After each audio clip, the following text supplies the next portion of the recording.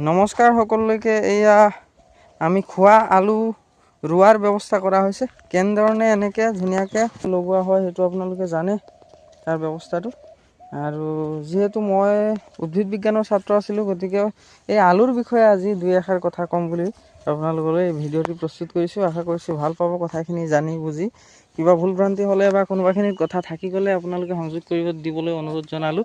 এয়া হৈছে আমি ৰুবলগীয়া বা লগাবলগীয়া আলু। এইখিনি ধুনীয়াকৈ গজালি ওলাইছে, যি স্প্ৰাউট চিডিং বুলি কয় ইংৰাজীত। স্প্ৰাউট ধুনীয়াকৈ গজালি ওলাইছে, এইখিনি লগোৱা হ'ব।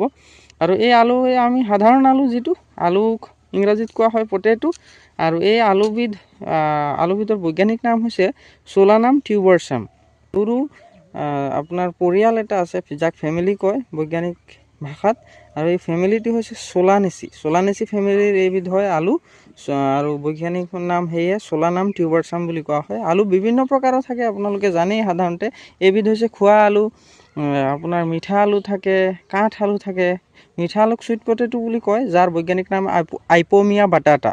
ঠিক তেনেধৰণে আপোনাৰ য়াম বুলি কয় আপোনাৰ কাঠ আলুক। কাঠ আলুৰ আৰু আলু প্ৰথম আৱিষ্কাৰ হয় আমেৰিকাত, আৰু তাৰ পৰা লাহে লাহে বিস্তাৰ হয় অন্য ঠাইত। ঠিক তেনেদৰে আলু হৈছে আচলতে শৰ্কৰা জাতীয় কাৰ্বহাইড্ৰেটৰ এটা ভাল উৎস।